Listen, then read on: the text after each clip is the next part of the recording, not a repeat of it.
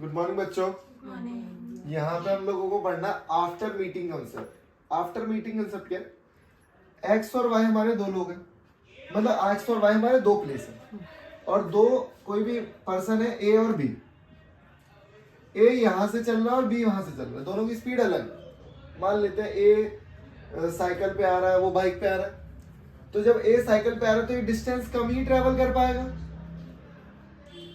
और उसी टाइम पे ये ज्यादा डिस्टेंस ट्रेवल कर पाएगा।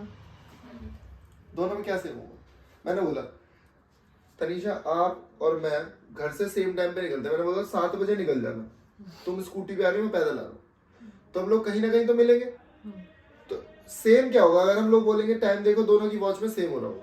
सेम हो रहा होगा, टाइम सेम होगा उस टाइम। हम दोनों की डिस्टेंस भी अलग है, स्पीड भी अलग है, लेकिन सेम क्या होगा? टाइम। क्योंकि देखो मैंने तो कम दूरी तय करी, आपने ज्यादा दूरी तय करी, ठीक है। तो यहाँ पे टाइम सेम है, दोनों को टाइम लग रहा है टी। दोनों को टाइम क्या लग रहा है? टी। उसके बाद मान लेते हैं मेरी जो स्पीड थी वो थी S1, आपकी स्पीड थी S2, ठीक है।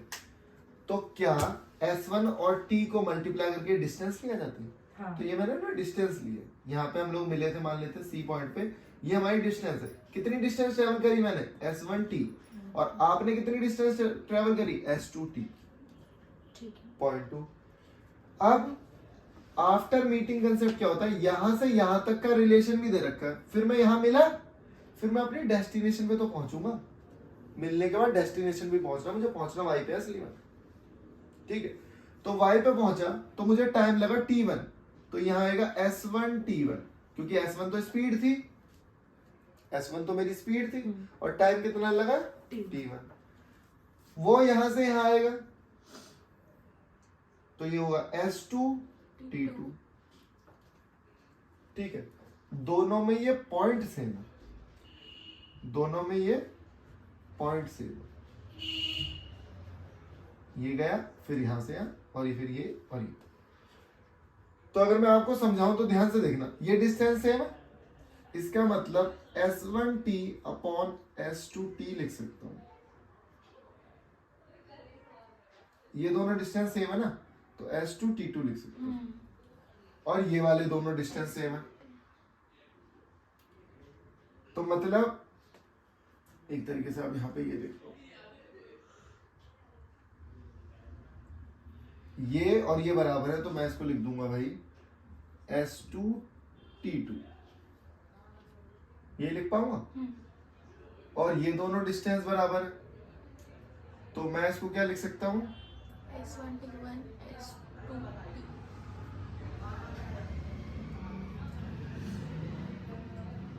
S2T अपॉन में S1T1,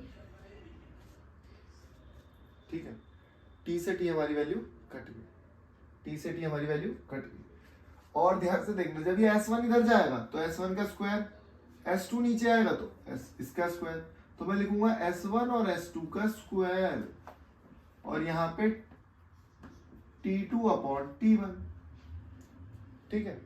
हमने एक फॉर्मूला ड्राइव कर लिया यहाँ से, बस यही तो हमें ड्राइव करना था, बाकी सब तो बकवास था। T2 upon T1। अब एक छोटी सी चीज याद रखना, हमें पता है स्पीड का formula distance upon time, but distance तो कांस्टेंट थी, तो speed is inversely proportional to time. Speed अगर बढ़ाऊंगा तो टाइम कम लगेगा। जब भी आप इन दोनों का रिलेशन लिखोगे ना, तो बस ये याद रखना, अगर मैं यहाँ S1 लिख रहा हूं ना, तो ये जो T1 होगा वो नीचे होगा, और मैं यहाँ 2 लिख रहा हूं तो 2 नीचे होगा। अगर मैं 1 लिख रहा हूं तो 1 कहाँ होगा? नीचे होगा, और 2 नीचे है तो 2 ऊपर होगा वहां पे। ये इनवर्स का कंसेप्ट है, क्योंकि हमें पता है कि अगर मैंने स्पीड बढ़ाई तो टाइम कम लगेगा, और टाइम स्पीड कम करूंगा तो टाइम ज्यादा लगेगा। रिलेशन देख रहे हो ना, इनवर्सली प्रोपोर्शनल का। तो यहां से हमारा एक फॉर्मूला ड्राइव हो, इसके बाद में क्वेश्चन लिख रहा हूँ, क्वेश्चन को समझेंगे और इस फॉर्मूले से करेंगे। मास्टर फॉर्मूला ड्राइव कराते हैं मैंने। तो जहां भी तुम्हें आफ्टर मीटिंग कंसेप्ट दिख जाए तो फॉर्मूला लिखा लगाओ, क्वेश्चन सॉल्व। ये डिराइव विराइव कौन पूछता है? कोई नहीं पूछता, बस आपको ये सीखना है कि फॉर्मूला अप्लाई कहाँ करना मुझे, ठीक है। हाँ, एक छोटा सा फॉर्मूला और लिखवा देता हूँ आपको, जो ये मीटिंग टाइम आपको निकालना होगा कई बार, तो वो T1 इंटू T2 के बराबर भी होता है। ये भी आता है, ये भी बहुत आता है। तो पता क्वेश्चन कैसे आता है कि ये दोनों मिलने के बाद ए को अपनी डेस्टिनेशन में पहुंचने में मान लेते हैं 9 मिनट लगे। मिलने के बाद आफ्टर मीटिंग ए को अपनी डेस्टिनेशन पे पहुंचने पे 9 मिनट लगे, और T2 को मतलब इसको बी को अपनी डेस्टिनेशन पे पहुंचने पर मीटिंग के बाद मान लेते हैं 4 मिनट लगे। 4 मिनट लगे। तो मैंने पूछा मीटिंग का टाइम क्या था फिर, तो कुछ नहीं करना, 9 चौक 36, 6 मिनट में वो मिल रहे होंगे। 6 मिनट। ठीक है, इस तरीके से करना। क्वेश्चन है Suman travel from X to Y and Rekha travel from Y to X। भाई सुमन यहां से चलती है, रेखा यहां से चलती है, और ये X से Y को जाएगी और ये Y से X को आएगी। ठीक है, simultaneously after meeting on the वे, ये कहीं यहां पे मिलते हैं। ये सुमन यहां से आई और ये रेखा यहां से आई। उसके बाद मीटिंग के बाद, ठीक है, after meeting on the way the Rekha reaches. Suman कहां से कहां गई है?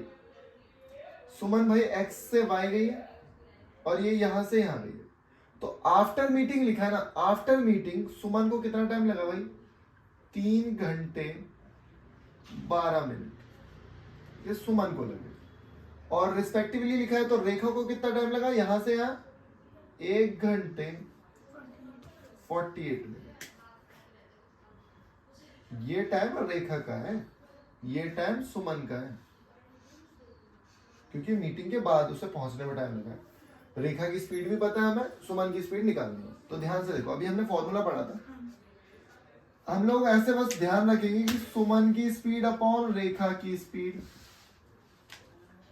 टाइम इनवर्सली होता है तो टाइम ऊपर आएगा रेखा का अपॉन टाइम आएगा सुमन का।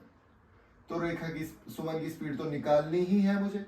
रेखा की स्पीड मुझे कितनी दे रखी है? दे रखी है क्या? ओके, 9 दे रखी है, बहुत बढ़िया। अच्छा, कई बार ये मत सोचना कि किलोमीटर पर आवर में, तो यहाँ भी घंटों में होना चाहिए या किसी में भी होना चाहिए, नहीं, यूनिट से यूनिट कट जाएंगे। तो अगर बस याद रखना, ऊपर मिनट में तो नीचे मिनट में, ऊपर आर में तो नीचे आर में, ऊपर सेकंड में तो नीचे सेकंड में। बस ऐसा नहीं करना कि ऊपर मिनट में और नीचे आर में ले रखा, क्योंकि ये दोनों ऊपर नीचे कट के यूनिट लेस बना देंगे जो भी हमारा रेशियो है उसे। तो इसमें कोई दिक्कत नहीं, अगर यहाँ आपका आवर्स में चल रहा है, वहां पे कुछ भी चल रहा है, कोई दिक्कत नहीं, क्योंकि रेशियो है। तो एक काम करता हूँ, इसे और इजीली बनाने के लिए एक काम करता हूँ, ऊपर किसका आएगा?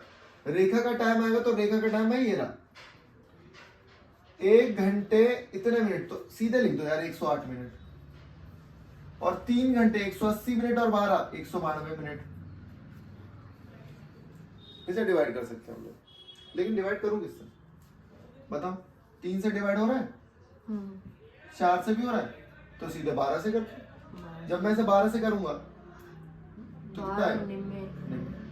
और जब मैं इसे 12 से करूंगा तो 12 एकम 12, 11 नहीं, 12 से 72, 16। 16। इसे रूट करना है एक बार, तो ये रूट करके आएगा भाई 3/4। 3 को भेजो उधर, तो ये आ जाएगी सुमन की स्पीड 27/4, जो कि बिल्कुल सही ऑप्शन है। हो सकता है फ्रैक्शन में भी लिखा हो, कई बार फ्रैक्शन में भी आ जाएगा। 27 हो जाएगा हमारा 6 3/4। ये हमारी स्पीड हो जाएगी किलोमीटर पर आवर। देखो, अगर आप इसे घंटों में लेते हो, तो अगर घंटों में लेते हो तो कैसे किया जाएगा? अब एक बात बताओ ध्यान से, ये 1 घंटा तो ठीक है, लेकिन ये 48 मिनट क्या है भाई? 48 मिनट को भी मैं घंटों में कर लेता हूं ना। तो अगर मैं इसे 12 से काटूंगा तो 4/5 आएगा, 4/5। तो मतलब 1 घंटा, रेखा का टाइम लिख रहा हूं, और 4/5। ओके, उसके बाद 3 घंटे तो लगी रही है, 12 मिनट। 12 मिनट को कैसे लिखूंगा? 12 मिनट को घंटों में चेंज करूंगा, 1/5। तो भाई इसे लिखा 1/5। अब ध्यान से देखो, प्रॉपर करो इसे, तो ये हो जाएगा 9/5, ये हो जाएगा 16/5। 5 से 5 नीचे वाले तो कट ही गए, जो नीचे दोनों के नीचे 5 थे वो कट गए, बचाइए वहीं पहुंच गए हम। तो आप ऐसे भी कर सकते हो, कोई फर्क नहीं पड़ता, आंसर सेम आएगा हमारा। ठीक है, हाँ, कर ये जितने भी क्वेश्चन कराता हूँ एक बार करने के बाद दोबारा, क्योंकि क्वेश्चन आप लोग उतार देते हो, ऑन नहीं करी थी क्या? ये जितने भी क्वेश्चन मैं कराता हूँ, क्वेश्चंस तो आप लिख लेते हो, अगर नहीं लिख पाते हो तो पीडीएफ होती है हमारे पास, उनसे ये दोबारा करने, जब जाके कंसेप्ट क्लियर होंगे हमारे। मजाक नहीं कर रहा, 5 बार अगर आपने एक क्वेश्चन नहीं करा तो बिल्कुल पेपर में कंसेप्ट नहीं लगा पाओगे, वहीं फंसे रहोगे। वही जो बेसिक बचपन में सीखा था वही लगाना पड़ेगा, और उससे टाइम लगेगा, बाकी के बच्चे 5-10 क्वेश्चन आगे निकल चुके हो। ठीक है, अब ध्यान से समझना। अब इन्होंने बोला स्पीड ऑफ एक्स, तो मैंने जैसे ये देखा, ये तो हमारे फेवरेबल इवेंट है, हाँ। क्योंकि हमने पढ़ा था भाई 1/7 होता है मेरा 14 2/7%, और अगर उसे डबल कर दिया जाए तो इसको भी डबल करूंगा, तो भाई इसको भी डबल करूंगा, ये तो हमने याद करा ही है। हाँ। तो मैंने देखा अगर उसकी जो स्पीड है 7 थी, उसकी कितनी ज्यादा है? 2 ज्यादा है, तो उसकी कितनी हो गई? 9। तो भाई यहाँ पे लिखूंगा मैं 9/7, स्पीड कितनी है? 9/7। Okay, speed of x is इतने मोर देन, मतलब स्पीड ये किसकी है?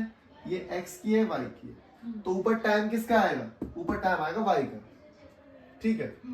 ऊपर टाइम आएगा वाई का, तो वाई का टाइम तो पी है मेरा, और एक्स का टाइम ये रहा, और ये रहा कितना है मेरा? 49। देख लो, इसको इससे मल्टीप्लाई किया 49/9।